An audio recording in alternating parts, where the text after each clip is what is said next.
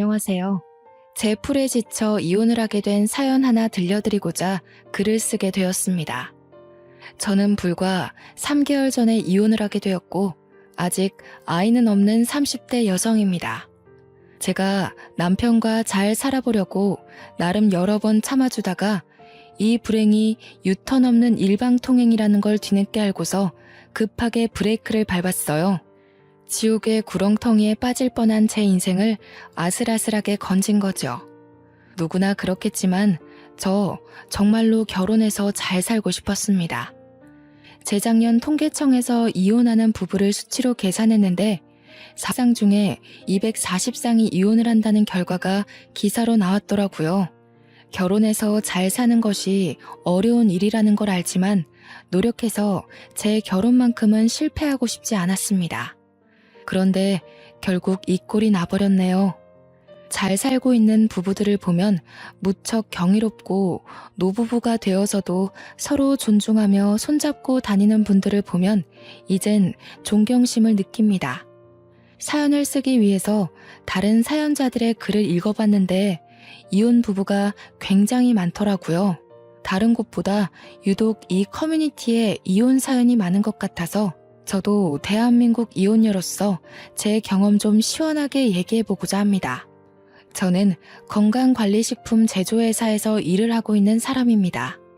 평소 주변에서도 똑 부러지고 알뜰하다는 말을 많이 듣는 편이었던 저는 동료 직원들 중에서 가장 신임을 높게 사는 직원 중 한 명이었을 정도로 각별한 애정을 받았는데요. 특히나 비즈니스에 필요한 금전적 부분을 자꾸 저한테 맡겼다는 겁니다. 물론 저는 회계 쪽 분야가 아닙니다. 저도 회계는 어려워요. 돈을 잘 만지는 편이긴 하지만 그건 그냥 꼼꼼한 성격 덕입니다. 그런데 회사 다닌 지 한 2년 되니까 동료끼리 서로 어떤 사람인지 어느 정도 알게 되잖아요. 그때부터 제가 급여를 더 받고 회계 업무 보조까지 맡게 되었지 뭡니까. 딱히 번거로운 일은 아니었기에 저도 흔쾌히 한다고 했지만 제가 이렇게 칭송받을 만큼은 아닌데 싶어 민망하더라고요. 저는 제 스스로가 야무지다고 생각한 적이 한 번도 없습니다. 다른 건 잘 모르겠고 유독 돈 관리에서만 조금 더 철저했을 뿐이에요. 제가 20살 되자마자 적금 통장을 만들었다고 하면 다들 놀라더라고요. 그 적금도 금리나 혜택 다 비교해서 통장 2개로 나눠 만들었다고 하니 신기해하기도 했고요. 당시에는 다들 이렇게 돈 관리를 하는 줄 알았습니다. 그래서 오히려 놀라는 사람들을 보고 제가 더 놀랐었네요. 저는 부모님 도움이 아닌 온전히 저의 자의로 적금을 알아보고 비교하며 만들었고 알바까지 하면서 목표 돈을 모았기에 이미 만기 적금은 벌써 2개 있습니다. 3개째 통장 또한 곧 만기를 앞두고 있어요. 저는 그리 어렵게 돈을 모았다고 생각하지 않아요. 제가 어디 돈을 낭비하고 사치 부리는 사람도 아니었고 아르바이트로 버는 족족 적금으로 때려 넣었다 보니까 어느새 억대 자산이 생겨 있었던 거예요. 당연히 주식 같은 모험은 절대 안 하고 안전하게 저축만 하는 타입이라 티끌 모아 태산을 만든 장본인이라고 말씀을 드릴 수 있겠네요. 제가 돈을 더 잘 모을 수 있었던 이유에는 연애를 안 했기 때문도 있을 겁니다. 연애를 하다 보면 어쩔 수 없이 혼자일 때보다 지출이 많을 수밖에 없지 않습니까? 당시 저는 돈 모으는 재미에 푹 빠져 있었기 때문에 남자를 사귀는 것 자체가 목표에 방해가 된다고 생각했던 사람이에요. 결혼 전까지는 계속 과하게 적금을 넣으며 생활했지만 30대가 되고 나서부턴 20대 때와는 좀 다르게 효율적으로 관리하면서 돈을 사용하기도 했습니다. 비교적 젊은 나이에 수억을 가지는 것이 보통 일 아니라는 건 직장인 되고 나서부터였는데요. 주위에서 다양한 조언과 사정을 듣다 보니까 제가 같은 또래의 남들보다는 부유하다는 걸 알았습니다. 이걸 마냥 가지고 있으려고 모은 건 아니라서 그때부터 집을 하나 사볼까, 부모님께 차 선물을 하나 해드릴까 고민을 하기 시작했습니다. 어떤 결정을 내리더라도 돈이 부족한 것이 아니었기 때문에 걱정이라든지 아깝다든지 하는 생각은 없었어요. 남들은 한참이나 멀게 바라보는 그 목표를 저는 언제든지 바로 읽어낼 수 있는 여건이 있던지라 그 짜릿한 느낌이 또 다르게 흥미롭더라고요. 그때까지만 해도 남자에 대한 관심은 계속 없었습니다. 돈을 왕창 모으고 그걸로 나만의 자산을 만들어내는 과정을 통해 색다른 즐거움을 알아버렸기 때문이었죠. 그런데 제게 직장 동료가 괜찮은 지인이 있다고 해서 소개를 해준다고 하는 거 아니겠어요? 저는 혼자서도 충분히 재미있는 인생을 살고 있었기 때문에 굳이 연애를 통해 제 인생에 낯선 사람을 끼워넣고 싶지 않았습니다. 정중하게 거절을 했더니 동료 직원이 저더러 그런 말을 하더군요. 지금이야 젊으니까 부모님이 내 자식 하면서 끼고 돌지. 나중에 부모님 나이 드시고 선옥 씨 시집갈 나이 되면 결혼 안 하고 있는 게 불효가 돼. 부모님도 슬슬 선옥 씨 앞날 때문에 걱정하고 계실걸? 형제도 없다면서. 자식이 혼자 남겨지게 생겼는데 어느 부모님이 마음 편하겠어. 부모님의 생각을 들어본 건 아니지만 동료 직원의 말이 꽤 일리가 있더라고요. 그때부터 생각이 많아졌던 걸로 합니다. 부모님께서 내색은 안 했지만 동료 말대로 정말 제 앞날을 걱정하고 있다면 그거야말로 사춘기 소녀 때와 같은 맥락으로 속썩이는 것이 아닐까 싶었어요. 그래서 며칠을 고심한 끝에 저는 소개를 받아봤습니다. 어쩌면 첫 남자였지만 결혼으로 이어져도 나쁘지 않았던 게 만약 결혼을 한다면 오히려 제가 남자 쪽보다 더한 자금을 가지고 갈 수 있겠다 싶어서였죠. 꿀리고 시작하는 결혼은 싫었거든요. 당시 저는 결혼 배우자로 어떤 남성 타입이 좋은지 전혀 보는 눈이 없었습니다. 그저 착하고 마음이 넓은 남자가 좋겠다고 생각했던 것 같아요. 그런데 우습게도 제 눈에 남편이 딱 그렇더라고요. 소개받고 연인으로 발전하면서도 제게 늘 잘하고 착하고 우리 부모님께도 예의 바른 사람이었거든요. 그래서 확신을 갖고 좀 더 길게 만나봤는데 남편이 그때만 해도 참 괜찮은 사람이었습니다. 남편과 연애를 하면서 솔로일 때보다는 돈을 좀 쓰게 되었는데 딱히 상관없었어요. 이성과 함께하는 재미도 돈 모으는 것만큼이나 즐거운 일이었더라고요.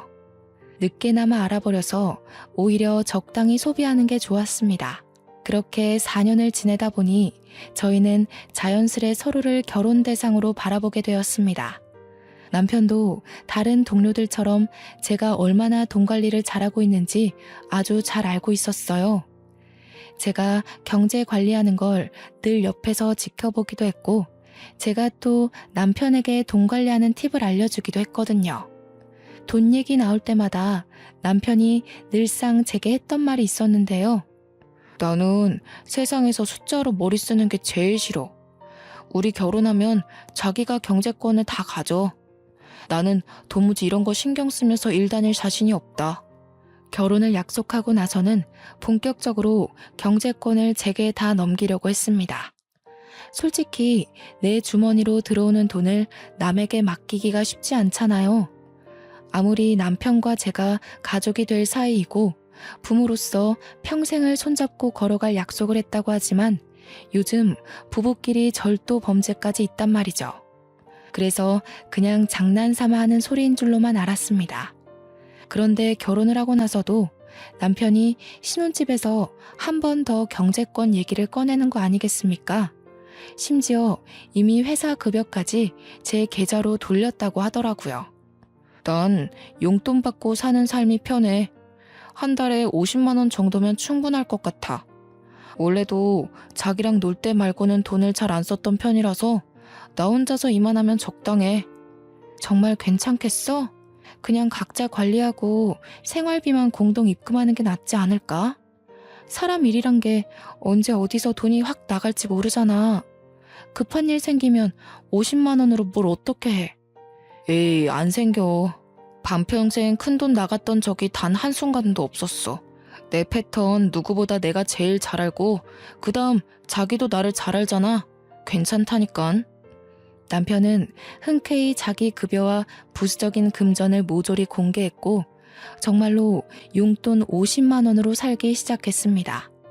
당연히 차 유지비라든지 보험이라든지 그런 것은 빼고 오로지 한 달 용돈만 50만 원이었어요. 저는 부부간에 오해가 없도록 제 급여와 남편 급여를 계산하여 가계부를 쓰기 시작했습니다. 제 적금 통장은 있으니까 남편의 적금 통장만 따로 만들어서 그것도 제가 관리했어요. 부부 공동명의 통장을 하나 더 만들까 하다가 뭐든 공동으로 만들게 되면 소유권에 문제가 생길 수 있다는 말을 들은 적이 있어서 일찌감치 포기를 했네요.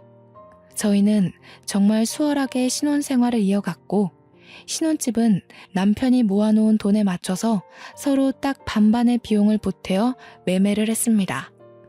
저와 남편은 둘 다 초창기부터 욕심 없어서 과하게 저지르지 않았기에 크게 허리 휘는 시작을 하진 않았어요.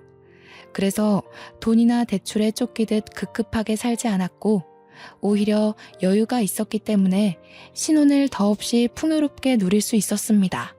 이렇게 저희 둘은 문제없이 잘 지내고 있었거든요. 그런데 어느 순간부터 주변에서 자꾸 입김이 들어오는 거 아니겠습니까? 저를 향한 조언이 아닌 바로 남편에게 하는 충고들이었습니다. 한날 남편이 남편 회사에서 일하는 동료 사원들을 데리고 집에 온 적이 있었는데요. 결혼 전에도 몇 번 만나서 안면을 텄기 때문에 어색한 사이는 아니었습니다. 다 같이 술 한잔을 하던 상황이었는데 어느 정도 술이 되니까 사람들이 돈 얘기에 비밀이 없어지는 겁니다. 술 마시기 전에는 분명 요즘은 부부 사이에서 여자가 경제권을 많이 관리하고 남자는 용돈 받는 식으로 대부분 그렇게 살더라면서 저희 부부의 경제관념에 찬사를 보냈거든요. 그런데 술이 들어가니까 사람들이 돌변하기 시작하는 거 아니겠어요? 에이, 재수씨. 아무리 그래도 그렇지 남자가 기가 죽는단 말이에요. 50만 원이 뭐예요? 남자라면 적어도 100만 원은 주머니에 꽂혀 있어야 밖에서 어깨 펴고 가장 노릇하는 겁니다. 이 녀석도 재수씨한테 혼날까봐 말 못한 거지 절대 50만 원으로 만족할 녀석이 아니에요. 술 취해서 깔깔 웃는 동료 직원의 말에 저는 고민을 했습니다. 기분이 나빴던 게 아니에요. 제가 남자에 대해 잘 모르니까 정말 남자의 경우 용돈이 적으면 기가 죽을 수도 있겠구나 싶더라고요. 남편이 정말 저한테 밉보일까봐 용돈 50으로 한 달 살이 충분하다고 거짓말을 한 거라면 제가 더 미안해지는 상황이었습니다. 그동안 말도 못하고 밖에서 적은 돈으로 쩔쩔맸을 거 아닙니까? 괜히 남편 눈치가 보여서 쳐다봤는데 정작 남편은 동료 직원들에게 고개를 내저으며 반대 의견을 피력했습니다. 니들이 뭘 한다고 난리야. 나 돈 그렇게 많이 안 써. 우리 와이프가 해주는 대로 맡기고 용돈 받는 게 훨씬 편하다고. 녀석 아직 신혼이라고 재수씨 편 들어주는 거 봐라. 그 마음 1년밖에 못 간다의 한 표. 부부 생활 익숙해지면 제일 먼저 걸리는 게 바로 돈이거든요. 내가 돈 관리했으면 신혼 1년도 못 보내고 파산났어. 와이프가 똑부러지게 맡아주니까 생활 요건이 너무 여유롭잖아. 니들이야말로 이러니까 매일 와이프한테 한 소리 듣는 거야. 돈 좀 작작 써라. 너 그러다가 재수씨한테 뒤통수 맞으면 어쩌려고. 혹시 알아? 재수씨가 초반에 신뢰를 엄청 줘놓고서 몰래 1, 2만 원씩 빼가고 있을지. 동료 직원들은 마치 제가 남편의 돈을 몰수해서 몰래 빼돌리고 있는 사람처럼 나쁘게 표현했습니다. 그것도 농담이라고 계속 깔깔대는데 듣다 보니 은근히 기분이 상하더라고요. 그럼에도 남편 체면 생각해서 감정 상한 거 끝까지 감추고 그들과 잘 어울려 놀았습니다. 그리고 그들이 귀가하자마자 저는 궁금했던 질문들을 서둘러 물어봤어요. 여보, 용돈 작아? 많이 부족한 거면 더 줄게. 우리가 어려운 형편도 아닌데 모자라서 불편하면 안 되지. 100만 원으로 맞춰주면 될까? 아니, 전혀 안 부족한데? 아, 아까 그 동료들 때문에 그러는구나. 신경 쓰지 마. 쟤네들도 와이프가 경제권을 갖고 있는데 얼마 전에 와이프들이 돈 빼돌리는 걸 적발했다더라고. 그것 때문에 나더러 조심하라고 하는 소리야. 근데 나는 조심할 게 뭐 있어. 당신이 월말마다 알아서 보여주는데. 난 당신 믿어. 남편은 경제권을 저한테 맡긴 것에 대해서 다행히 자존심을 상해하지 않았습니다. 혹시라도 남편이 불편해한다면 경제권을 다시 각자 관리하는 걸로 바꿀 생각이었는데 남편이 한사코 거절을 하는 바람에 그러진 못했어요. 저 또한 한편으론 안심이 되었습니다. 혹시라도 남편이 사실은 동료들 말처럼 힘들었다고 한다면 왠지 좀 속상할 것 같았거든요. 저한테 말도 안 하고 남들에게 제 흉을 봤다는 것일 테니까요. 언제나 그렇듯 저도 괜찮고 남편도 괜찮다는데 왜 이렇게 돈 얘기만 나오면 다들 제 남편을 못 잡아먹어서 안달인 걸까요? 남편 동료들로 모자라 저는 시모한테도 경제권 때문에 잔소리를 들어야 했습니다. 그래서 세학이 너가 돈을 관리한다고? 아무리 관리를 잘한다고 하더라도 그게 어디 완전하게 투명할 수가 있나? 요즘 세상이 많이 달라졌다지만 누가 돈을 여자가 관리한대?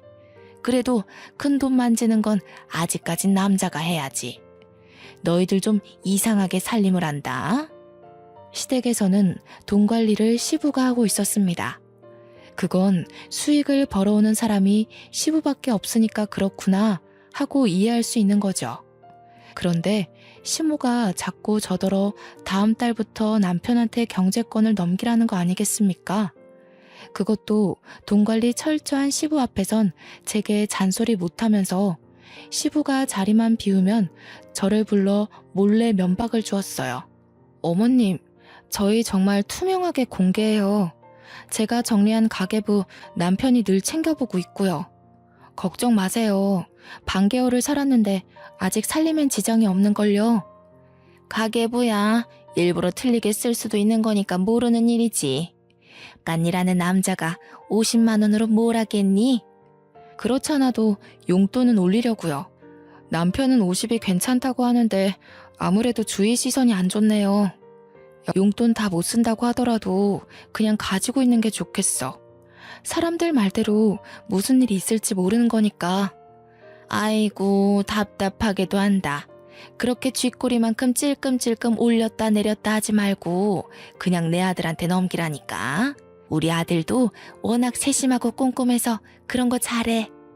그날따라 시모가 너무 강력하게 주장하는 바람에 제가 이대로 계속 받아쳤다간 말씨름만 하게 될 것 같더라고요. 할 수 없이 한 발 물러난 저는 남편한테 시모 말대로 한번 도맡아 해보라고 했습니다. 그랬더니 시모의 표정이 순식간에 밝아지더군요. 남편한테 경제권이 넘어가는 걸로 이미 확정을 짓고서 이런저런 조언까지 하기 시작했습니다. 자기 아들이라고 어떻게든 치켜 세워주려고 하는 건 알겠는데 시모의 그런 속보이는 모습이 좀 보기 거북하더라고요. 그러나 그렇게 신이 났던 시모의 기분이 단 1분도 지나지 않아 다시 심오해졌는데요. 남편이 또 한 번 경제권 받는 걸 거절해버렸기 때문이었습니다. 싫어, 귀찮아. 다들 왜 자꾸 했던 말 계속하게 하는지 모르겠네. 우리 집은 와이프가 똑똑하니까 알아서 잘 돌아가고 있잖아. 잘하는 사람이 해야 살림도 피는 거지. 괜히 내가 했다가 쫄딱 망하면 어쩔 거야? 아우 싫어. 어머 얘 봐라. 아직도 세상 물정을 모르네. 새아기가 경제권을 준다잖아. 네 아빠를 보고 자랐으면 알 거 아냐. 남자가 돈을 쥐고 있어야 미래가 안정되는 거야. 아빠가 남자라서 돈을 쥐고 있는 게 아니라 엄마가 돈을 허튼데 쓰니까 아빠가 관리하는 거 아니었어? 저번에 아빠가 그렇게 말하는 거 들었는데. 저는 그 자리에서 남편의 눈치 없는 발언 때문에 웃음을 참느라 애를 썼어요. 시모가 평소 웬만한 고집이 아닌데 자기 아들은 잘 못 이기더라고요. 아마 남편이 눈치 없이 직설적인 멘트를 잘 날리는 사람이라서 그렇지 않나 싶습니다.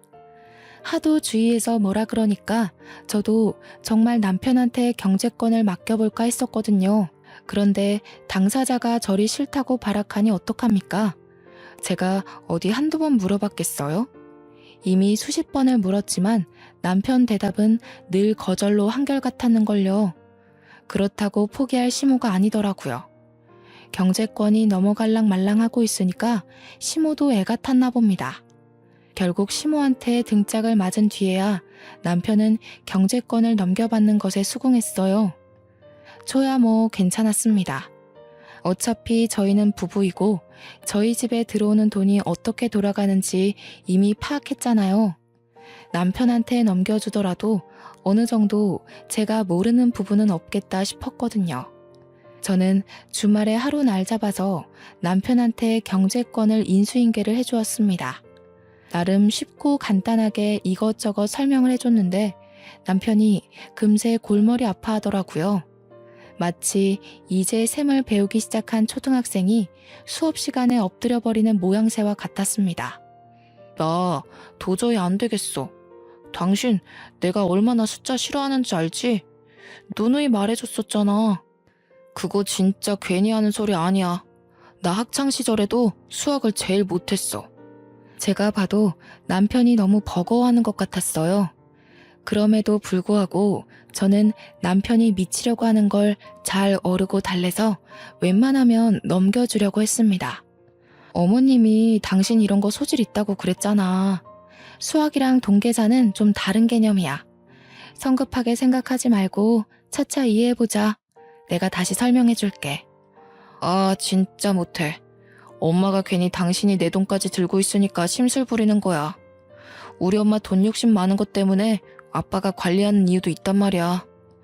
아마 내가 경제권 들게 되면 엄마가 간섭할걸?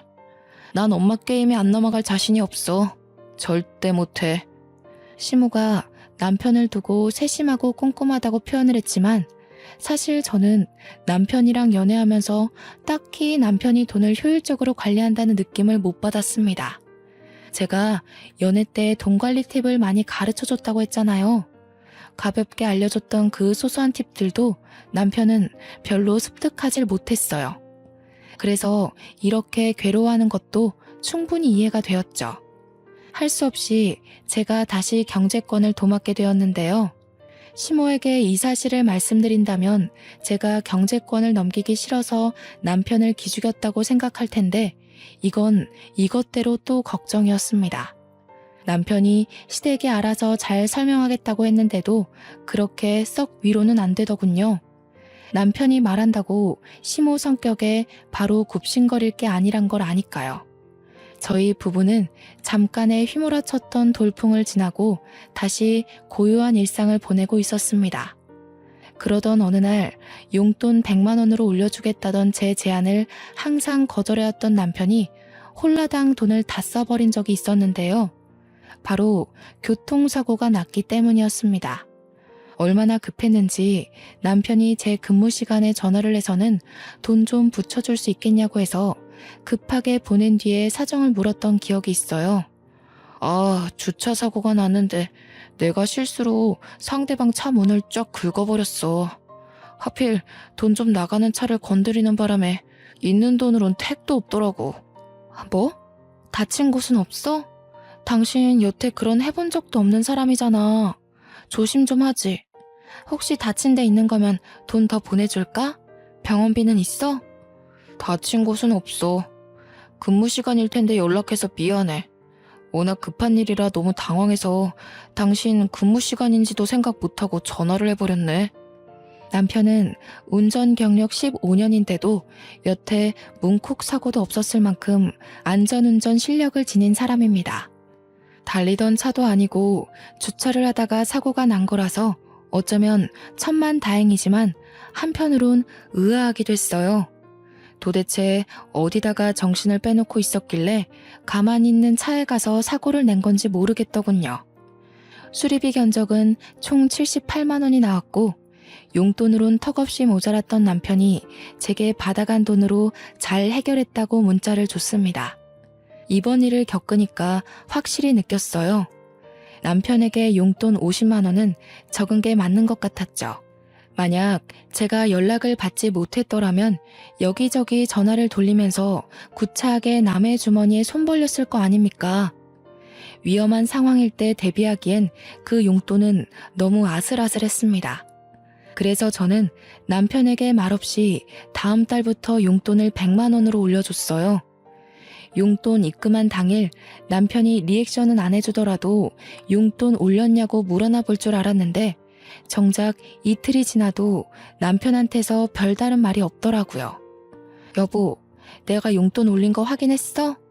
당신 사고 이후로 내가 생각 많이 해봤는데 아무래도 올리는 게 좋아서 100만 원 넣었거든. 몰랐어? 그랬어? 내가 입금 내역은 따로 확인 안 해서 몰랐네. 고마워. 신경 안 써줘도 된다고 했는데 내가 말이랑 행동이랑 너무 달랐지? 민망하네. 어쨌든 잘 쓸게. 입금 내역은 남편이 굳이 확인하려 들지 않아도 알림으로 뜨는 걸로 알고 있습니다. 남편이 설정해달라고 해서 제가 해줬던 기억이 나요. 그런데 입금 사실을 전혀 몰랐다뇨.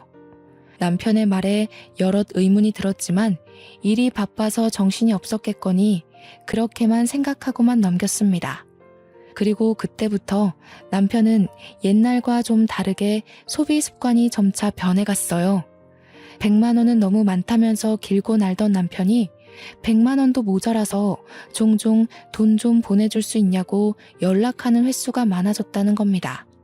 매번 돈을 더 붙여달라는 이유도 참 많고 다양했어요. 한날은 회식을 쏘게 되었다. 또 어떤 날엔 회사에서 단체 기부를 하게 되었다. 그리고 다음 날엔 친구가 어려워서 돈을 조금 보태줘야 했다 등등. 어쩔 땐 우리 한 달 살림에 차질이 생길 정도로 거액을 빌려간 적도 있었습니다. 제가 여러 번 물으면 늘 새로운 변명으로 답이 돌아왔어요. 생각해보면 차 사고 났을 때 제가 돈을 붙여준 이후로 남편이 점차 변한 것 같았습니다. 그 전까지만 해도 돈 쓰는 게 귀찮아서 외식도 굳이 안 하려던 사람이었는데 한 번 돈 입금되니까 혹시 돈 맛을 알아버렸나 싶더라고요. 얼마 후에 또 돈 좀 달라고 연락 왔길래 한날은 제가 없다고 얘기를 해봤거든요. 그랬더니 남편이 약간 언성을 올리는 거 아니겠습니까? 목소리에 짜증과 억눌린 화가 잔뜩 묻어 있었습니다. 내 돈까지 당신이 들고 있으면서 없긴 뭘 없어. 나 지금 급해. 얼른 120만 원만 보내봐. 얼마 전에 나 상여금 탄 거 있잖아. 그거랑 합쳐서 주면 되겠네. 여보, 당신 벌써 이번 달에 용돈만 2번을 받아갔어. 근데 뭘 또 달라는 거야? 지난번 용돈도 겨우 타이트하게 맞춰서 준 건데 이러면 당신 적금 못 넣는단 말이야. 적금? 적금이 있었지? 그런 걸 쓸데없이 왜 넣어? 난 됐으니까 내 거 해약할게. 적금은 나중에 여유 많을 때 차차 넣으면 될 것 같아. 아직 만기까지 반개월이 남았는데 아까운 이자 날리게 남편이 느닷없이 해약하겠다는 거 아니겠습니까? 남편의 철부지 같은 행동에 답답했던 저는 결국 안 된다고 목소리를 좀 높였습니다. 그러자 남편이 이젠 성질까지 버럭대면서 돈에 미친 사람처럼 적금 통장을 달라고 강하게 얘기하더군요. 내가 네 돈에 손을 대냐? 내 돈으로 넣은 적금 내가 좀 쓰겠다는데 뭘 그렇게까지 빡빡하게 굴어. 오늘 집에 가면 통장 꺼내놔. 내일 내 것만 해약할 거니까. 비행 청소년도 아니고 돈 안 준다고 행패 부리는 남편의 모습에 솔직히 좀 당황했습니다. 그리고 뒤따라 붙은 감정은 그저 어처구니가 없다는 것뿐이었죠. 돈은 따로 벌고 있던 실정이었지만 여태 부부이기에 다 같은 돈이라고 생각하며 관리를 해왔습니다. 그런데 남편 생각은 다르다는 걸 그날 알았어요. 어쩌면 맞는 말이죠. 자기 돈이니까 자기가 알아서 쓰는 게 맞는 거예요. 짜증이 났던 저는 남편 말대로 그 돈이 제 돈도 아니니까 그냥 내버려 뒀습니다. 그러니 다음날 정오쯤에 정말로 해약을 해버렸더라고요. 옛날만 해도 돈에 관심 없던 사람이 어쩌다 갑자기 바람이 들었을까요? 과거와 다르게 돈을 좀 쉽게 생각하는 것 같아서 한날은 남편이 잘 때 휴대폰을 몰래 뒤져봤습니다. 설마 바람이라도 나서 웬 여자한테 돈이라도 퍼주는 건가 싶어서요. 지금 보니 제가 참 별짓까지 다 했네요. 남편 폰에는 딱히 여자의 흔적이 없었습니다. 대신 처음 보는 형이란 남자와의 채팅이 다른 채팅에 비해 유독 많다는 걸 알고 그걸 확인해봤어요. 그리고 그때 저는 남편이 왜 그렇게 용돈을 부족해 했는지 알게 되었습니다. 이유가 주식이었어요. 용돈만 받으면 주식에 통째로 투자를 해버렸던 겁니다. 제가 주식을 하진 않지만 주변에서 들은 게 많아 보는 눈은 있는데 채팅방에 형도 딱히 주식을 잘하는 게 아닌 것 같더라고요. 그런데도 불구하고 이 멍청한 남편이 그 형을 아주 맹신하면서 시키는 대로 돈을 퍼붓고 있었습니다. 이렇게 돈으로 쓸데없는 모험을 하는 사람들, 제가 제일 싫어하는 부류거든요. 이것만큼은 남편이 자기 돈 멋대로 쓴다고 해서 참아줄 수가 없겠더라고요. 다음날 아침 저는 출근하려는 남편을 세워 바로 따졌습니다. 당신 주식해? 그렇게 위험한 걸 왜 해? 제대로 알아보고 해도 손해볼 확률이 더 큰 게 주식이야. 도대체 그 형한테서 무슨 소리를 들었길래 안 하던 짓을 하는 거니? 정말 큰일 나고 싶어? 뭐야? 어떻게 알았어? 설마 내 휴대폰 뒤진 거야? 스토커도 아니고 왜 남의 물건에 몰래 손대? 아 진짜 어디까지 봤어? 처음부터 내용 다 본 거야? 지금 그게 문제야? 그래서 그 주식에 넣은 돈 다 어떻게 됐는데? 말아먹었지? 숫자라면 머리 아프다는 사람이 어쩌자고 그런데 손을 댔냐고. 전문 펀드 매니저도 매번 성공은 못해. 당신이 뭘 안다고 그걸 해? 나도 알아. 돈 잃고 싶어서 뛰어든 줄 알아? 당신이 몰라서 그렇지 주식은 장기전이야. 이 형님, 당신이 말하는 그런 전문가들이랑 같이 공부하고 있는 사람이라고. 딱 봐. 내가 잘 돼서 보란 듯이 2배로 갖다 줄 테니까. 남편과 아침부터 주식 얘기로 싸움을 하면서 진을 뺀 날이었습니다. 알고 보니 남편은 주식에 돈 퍼붓는 걸로 그 형님한테 용돈까지 조금씩 주고 있었더라고요. 무슨 수급이라나 뭐라나. 말 같지도 않은 소리를 하면서 제대로 호구가 잡혀있는 남편을 보니 결혼하고 처음으로 속이 터졌습니다. 이 호구 같은 남편도 결국 제 남편이라고 그냥 내버려 둘 수가 없어서 저는 바로 용돈을 50만 원으로 낮춰버렸어요. 그랬더니 어떻게 됐는지 아십니까? 저 그 사람한테 이혼 요구 당했습니다. 뭐라고? 지금 이혼하자고 했어? 고작 그 주식 때문에 그것에 미쳐서 나더러 이혼을 하자고 해? 당신 정말 왜 이래? 왜 이렇게 안 하던 짓을 해서 사람 피를 말려? 경제권 가진 여자들이 그렇게 남편을 무시한다던데 당신도 변했나 보네. 내가 돈 갖다 받쳐주니까 당신이 날 마음대로 조종해도 된다고 봤어? 그래도 당신은 딴 여자랑 다를 줄 알았는데 결국 권력 잡으려고 했던 거 맞네. 뭐라고? 그런 식으로밖에 말 못해? 내가 정말 그랬을 거라고 생각하는 거야? 내가 고집해서 경제권 뺏어왔니? 당신이 하기 싫다고 나한테 맡긴 거잖아. 몰랐으니까. 알았으면 나도 너한테 돈 안 바쳤어. 주변에서 한 소리씩 할 때는 다 이유가 있는 건데 그동안 내가 콩깍지가 단단히 씌었던 거야. 당신이 이렇게 변할 줄은 몰랐어. 용돈을 줄였다고 저더러 변했다며 구두쇠 취급하는 남편 때문에 어이가 없었습니다.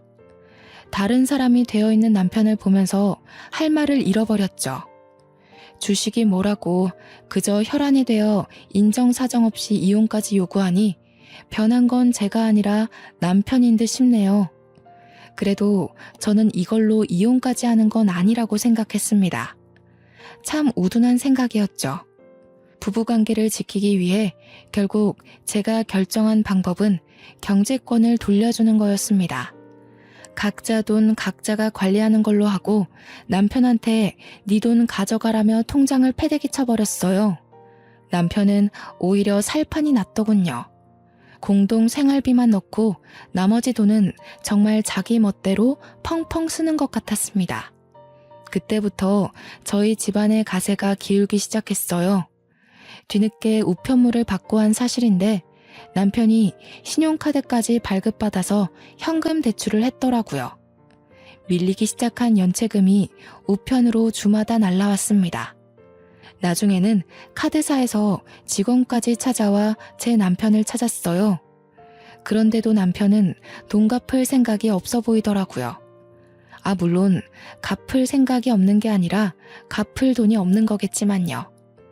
어쨌든 저는 갈수록 예민해지고 태만해지는 남편을 보면서 남편을 향한 마지막의 시니까지 밑바닥을 치고 말았습니다. 더 이상 제 인내가 버텨주지 못했다는 겁니다. 즉, 이혼을 결심하게 되었다는 거죠. 어차피 이혼할 거고 우편물 걷는 것도 지쳐서 그것마저 손을 안 대고 있었는데 한날 시모가 저희 집에 들리면서 우편물을 다 걷어왔더라고요. 얘, 이게 다 뭐니? 우리 아들 이름으로 우편이 많이 와 있더구나. 너는 오늘 일도 쉬었다면서 집 밖에 코빼기도 안 나와봤던 거야? 안 사람이라는 사람이 이런 기본적인 것도 관리를 안 해서는. 오셨어요? 그거 다 신용정보회사에서 돈 갚으라고 날라온 연락이에요. 2달 전부터 받고 있던 거라서 굳이 걷어올 필요 없었는데 어차피 돈 갚으라는 내용이라서요. 시모는 자기가 들고 있는 게 독촉장이라는 걸 알았어요. 그런 걸 처음 봤는지 심장이 벌렁벌렁거렸다며 보란듯이 제 앞에 우편물을 팩 내려놓았습니다. 식탁으로 위로 쫙 펼쳐진 우편물 양이 제법 방대하더라고요. 신용불량자라는 거니? 너는 돈 관리를 어떻게 하길래 이 모양이야? 설명 좀 해봐라. 돈 잘 만진다고 그렇게 떵떵거릴 때는 언제고? 이게 그런 결과야? 왜 그렇게 화가 났나 했더니 시모는 제가 돈 관리를 먹같이 해서 자기 아들이 이 모양이 된 줄 알지 뭡니까? 곧 죽어도 자기 아들은 얌전하고 고분한 사람인 줄 아나 봐요. 잘난 척 하더니 집안 꼴 잘 돌아간다. 이거 다 어쩔 거니? 나중에 압류 딱지 붙고 그런 거 아니야? 그럼 월급도 싹 다 몰수당하고 그러지 않아? 아직 그 정도는 아니고요. 아마 다음 달에도 못 갚으면 그렇게 되겠네요. 그래서 말인데 저 이혼할까 봐요. 남편이 저한테서 경제권 뺏어가더니 일을 이 지경으로 만들었지 뭐예요? 돈 안 줄 거면 이혼하자고 하길래 통장 다 던져줬어요. 뭐라고? 경제권은 네가 갖고 있잖아. 집이 이 꼴 나니까 갑자기 내 아들 탓하는 거니? 너 인생 그런 식으로 살면 안 된다. 네가 돈을 맡았으면 적어도 남편 이름에 누가 되는 일은 없어야지. 어머님이 믿기 싫으신 거 알겠는데요. 남편이 주식에 빠지고 나서부터 저한테서 자기 돈 다 뺏어갔거든요. 적금까지 남편이 다 해약해버렸어요. 참, 어머님 여행 경비 아마 남편이 못 대줄 거예요.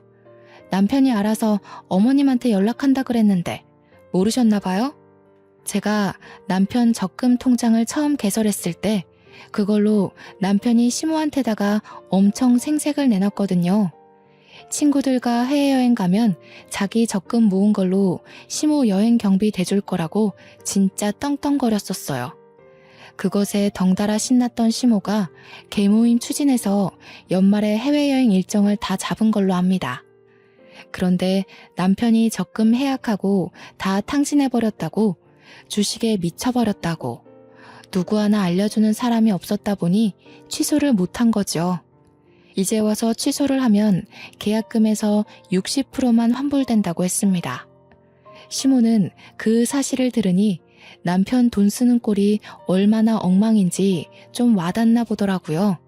여행 경비 얘기에 얼굴이 벌개진 시모가 당황하면서 말을 막 버벅거렸습니다. 그러더니 겨우 꺼낸 말이 뭔 줄 아십니까? 끝까지 자존심은 굽히고 싶지 않았나 봐요. 저더러 그 돈을 해줘야 되는 거 아냐고 우기기 시작하대요. 자기한테 미리 알려주지 않은 건 우리 부부 둘의 잘못이니 자기 아들이 처리 못한 걸 저보고 대신 해결하라고 했습니다. 오늘 남편 퇴근하면 남남이 될 건데 제가 왜 어머님 여행 경비를 대드려요. 친구분들한테 전화 돌려달라고 하면 그건 도와드릴 수 있어요. 친구분들 돈 날리게 생기셔서 어떡해요? 남편이 똑부러지게 돈 관리를 잘했어야 하는 건데. 남편이 돈 관리하면 집안이 이렇게 파탄 난다는 걸 시모한테 똑똑히 알려주고 싶었는데 마침 기회가 잘 되었다고 봅니다. 시모는 제 주장에 더 이상 반박을 하지 못했고 울그락불그락 열만 올리다가 남편한테 전화를 걸면서 집을 박차고 나갔습니다. 그날로 퇴근하고 온 남편 앞에서 저는 잠자코 이혼서에 도장을 찍었어요. 남편한테도 찍으라고 도장과 함께 건넸더니 갑자기 남편이 돌변하면서 제 앞에 무릎을 꿇는 겁니다. 뭐 하자는 거냐고 물었더니 남편이 뜬금없이 회유를 하기 시작하더군요. 미안해. 내가 판단이 어리석었어. 돈 욕심이 있었던 게 아니라 돈 많이 벌어서 노후 편하자고 그랬던 거야. 당신 말 진작에 들었어야 하는데. 여보, 나 이제 정말 손 뗐어. 다시는 주식 안 할 거야. 그러니까 한 번만 용서해주라. 사정을 듣자 하니 남편이 주식으로 가진 돈을 전부 탕진해버렸다고 하네요. 그제서야 주식 공부한다던 형의 말을 믿으면 안 되는 거였다고 깨우쳤다지 뭡니까. 그러면서 시모한테도 욕이랑 원망을 엄청 들어먹었고 심지어 시부는 남편을 한 대 패주려고 대기 중이라고 합니다. 신용불량자까지 된 남편은 말 그대로 인생이 간당간당한 상황이었어요. 저더러 자기 구제해줄 사람 저밖에 없다고 살려달라는데 제가 그걸 왜 살려줘야 하는지 모르겠더라고요. 남편이 구구절절 주눅들어서 하는 얘기에도 동정심이 전혀 안 생기더라니까요. 엄마가 너한테 용서받을 때까지 집에도 오지 말라고 했어. 여보, 나 여보 말고는 더 이상 가진 게 없어. 그러니까 딱 한 번만 봐주면 안 될까? 절대 두 번 실수하는 일은 없게 할게. 내가 원래 어떤 사람인지 당신이 잘 알잖아. 시모가 자기 아들의 문제를 뼈저리게 느꼈나 봅니다. 하긴 자기 아들 때문에 자기가 제대로 피해를 받았으니 그제서야 아들의 미련함이 보였겠죠. 그런데 어쩌나? 저는 제 돈으로 남이 싼 똥을 처리해줄 생각이 전혀 없거든요. 그러려고 20대 청춘 즐길 거를 아껴가면서 모은 돈이 아니라서요. 질질 끄는 게 싫어서 합의 안 하면 소송할 거라고 강력하게 말했더니 돈에 무척 쪼들린 남편은 끝까지 빌더라고요. 지친 제가 그만 자리에서 일어나면서 지친다. 그냥 소송할게. 안녕. 하고 인사하니까 그제서야 급하게 합의서에 도장을 찍는 거 아니겠습니까? 아마 재산 분할된 돈으로 당장 급한 불은 끌 수 있지 않을까 싶네요. 이건 나중에 알게 된 사실인데요. 시모는 결국 해외여행을 취소하지 못했다고 하더라고요. 시부한테 욕을 왕창 들으면서 시부 돈으로 눈물을 머금고 다녀왔다고 들었습니다. 시부가 굉장히 보수적이라 돈을 헤프게 쓰는 걸 안 좋아하는 분이거든요. 그래서 유독 시부는 알뜰살뜰한 저를 좀 좋아했었습니다. 남편이랑 시모는 한동안 시부한테 저 같은 며느리를 내쫓았다고 욕먹고 쥐죽은 듯 살게 될 겁니다. 그저 잘 살아보고자 노력했을 뿐인데 돈 빨아먹는 귀신 취급을 당하게 될 줄은 몰랐네요. 남이 저를 신뢰하든 말든 남의 돈은 함부로 만지면 안 되는 건가 봅니다. 괜히 억울한 누명을 쓸 수 있다는 걸 시댁과 남편 주위의 사람들을 통해서 알았습니다. 그리고 또 아무리 좋은 사람이라 하더라도 돈 앞에서는 이면이 드러날 수 있다는 것조차 잘 배우게 되었어요. 아니지. 애초에 제 남편이 좋은 사람이 아니었는데 제가 그걸 못 알아봤던 거겠죠. 앞으로 또 이런 실수를 경험하지 않을 거란 확신은 없습니다. 다만 좀 더 지혜롭게 행동할 수 있을 것 같아요. 제가 이렇게 이혼을 하게 되었습니다. 불과 얼마 안 된 사연이에요. 아직은 이혼한 사실을 자랑스럽게 공개하는 것이 조금 조심스럽습니다. 제 삶에서 이혼이 가장 큰 돌불이었거든요. 아마 제 스스로 치유받을 시간이 좀 필요할지도 몰라요. 그래도 좋습니다. 하마터면 낭떠러지로 추락할 뻔했던 인생이 아닙니까? 그 빈무더기에서 홀로 빠져나왔다는 것 자체가 첫 번째로 제 자신에게 칭찬해주고 싶은 일입니다. 끊임없이 잘했다고 저를 보듬어주면서 다시 새 인생을 살아봐야겠어요. 사연이 너무 길었죠? 관심 가져주시고 들어주셔서 너무 감사합니다. 항상 좋은 날만 가득하세요.